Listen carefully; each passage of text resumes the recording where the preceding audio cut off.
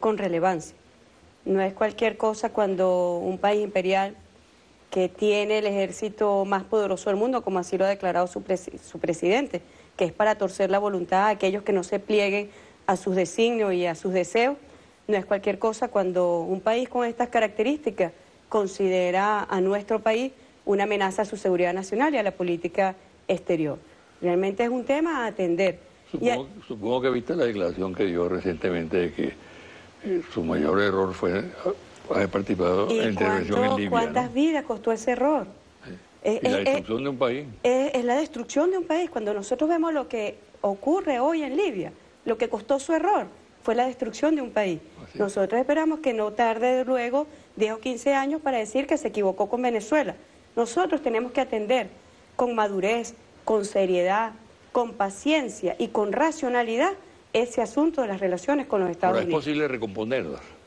Nosotros hemos hecho todo lo posible para, como ha dicho el presidente Maduro, extender una mano para la normalización de las relaciones con los Estados Unidos. ¿Sobre qué con base? Una única condición, que no es una condición nuestra, es la condición del derecho internacional público, que se respeten los principios y propósitos de la Carta de las Naciones Unidas, que se respete la soberanía de Venezuela, que se respete la independencia de nuestro país y se respeten nuestras razones históricas. A las razones jurídicas se suman las razones históricas. No puede pretender venir ningún país después de 200 años que nosotros logramos nuestra independencia contra un imperio, no puede pretender venir a darle instrucciones a Venezuela, no puede pretender torcer el designio de Venezuela. El derecho internacional protege justamente a los países que no tenemos los ejércitos para violentar, para conquistar, ni para invadir. El derecho internacional justamente está puesto para que la comunidad internacional pueda armoniosamente relacionarse. Y la condición nuestra es que se respete el derecho internacional. Venezuela es un país soberano, doctor Rangel, y debe ser respetado en consecuencia. Pero él piensa, y así lo plasmó en el decreto famoso, que Venezuela es una amenaza para la seguridad de Estados Unidos. No, bueno, ¿Somos amenaza realmente? No, no lo somos, y eso es un error que cometió. Y por eso digo, yo espero que no pasen décadas, años, para tener que escuchar a un expresidente o a un presidente de los Estados Unidos decir que cometió un error con Venezuela, porque sabemos lo que cuestan los errores imperiales. Sabemos por la experiencia lo que ha significado la primavera árabe para los países árabes, ha significado destrucción y ha traído también consecuencias terribles para Europa, por ejemplo. El tema de los refugiados es una situación vergonzosa en materia de derechos humanos. Yo le pregunto al alto comisionado de los derechos humanos, ¿qué hace para ese caso? ¿Usted atiende los derechos humanos realmente de los ciudadanos del mundo? Atienda los derechos humanos, no atienda solamente a sus parcialidades políticas que le son afines o que le son afines en su condición de príncipe, atienda los derechos humanos de la comunidad internacional. El caso de las relaciones con los Estados Unidos, doctor Rangel, nosotros hemos manifestado estar dispuestos a la normalización de las relaciones, siempre con respeto y que cese la maquinaria que significa la Embajada de los Estados Unidos en nuestro país para derrocar al gobierno constitucional y legítimo del presidente Maduro. Es un llamado a que se apegue al derecho internacional. Yo te preguntaría lo siguiente, ¿juega limpio el presidente Obama cuando promete un nuevo tipo de relaciones con la región, con América Latina, y hace un acercamiento con Cuba que no se puede negar, ¿no? Pero al mismo tiempo dicta el decreto sobre Venezuela y lo prorroga, incluso por un año más, ¿no?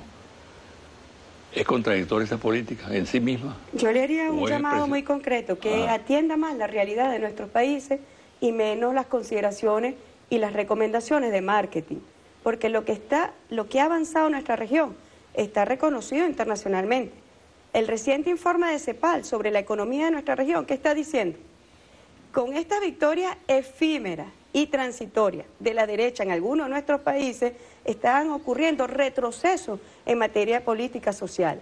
Fue gracias a la política de los gobiernos progresistas, revolucionarios de izquierda, que en la última década han estado gobernando en nuestros países, que ha habido un avance significativo en el ámbito económico, en el ámbito social, en el ámbito cultural. Es decir, esa realidad es la que yo le digo al presidente Obama que debe atender y no las recomendaciones muchas veces que de marketing le están dando, porque está dirigido a cometer nuevamente errores importantes en nuestra región.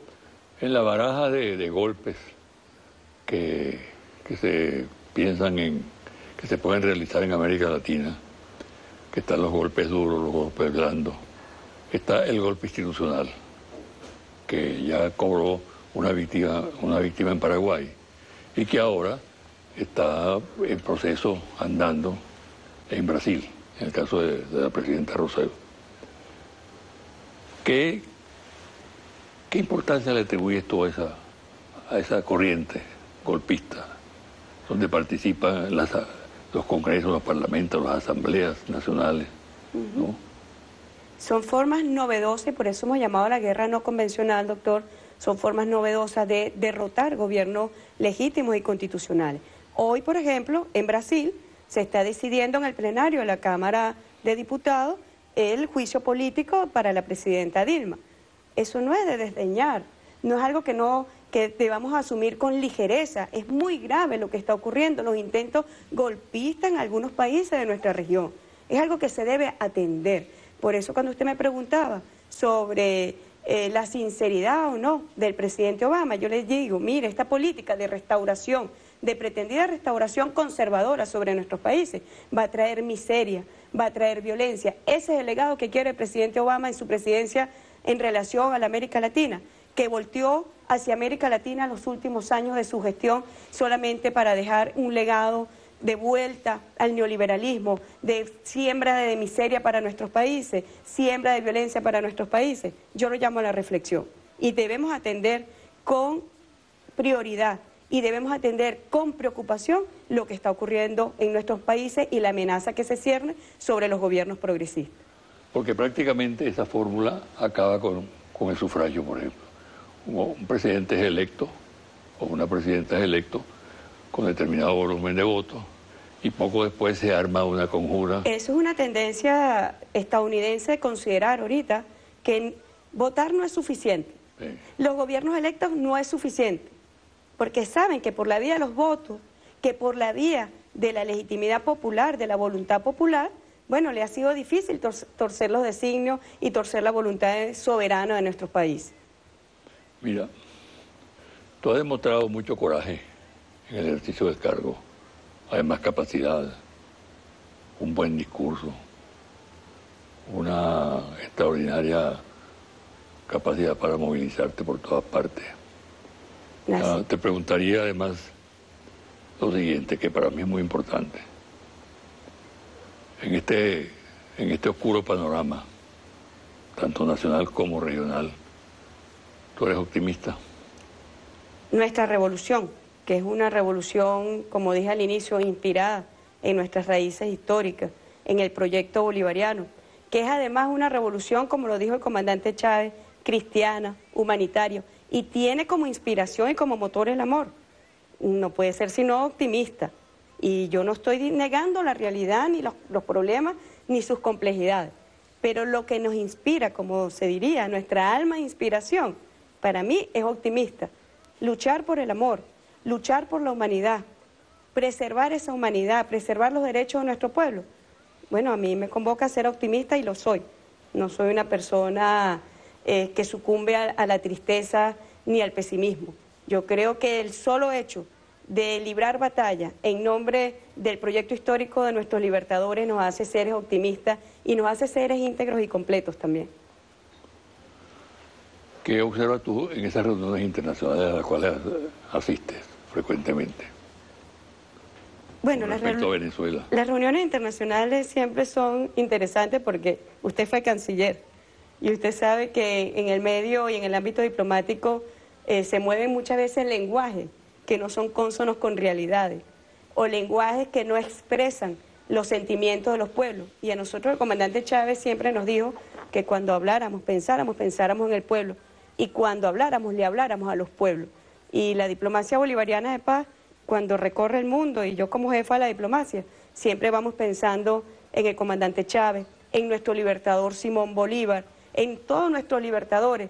Siempre cuando vamos por los aires y vemos lo que hicieron nuestros libertadores descalzos a pie, bueno, eso nos llena de gran ímpetu y de gran emoción y orgullo. Y con esa emoción y orgullo vamos a los ámbitos internacionales. ¿Cómo ven a Venezuela? Con gran amistad, con gran amor. ¿Cómo nos ve el Caribe a nosotros? Como hermanos, como lo que somos, como hermanos. Y a pesar de las diferencias, nosotros invocamos la Carta de Jamaica, que cumplió 200 años el año pasado, cuando vamos por nuestra región. A pesar de las diferencias que hemos tenido y que podemos tener con algunos compañeros que ejercen la función diplomática en nuestra región, siempre se impone el amor por nuestros países y siempre terminamos hermanados. Insisto, a pesar de las diferencias, siempre logramos un lenguaje, aunque sea para decirnos las cosas con respeto y con honestidad. Bueno, muchísimas gracias. Gracias. Mucha suerte. Gracias. Bueno, una pausa y a regresar a los confidenciales.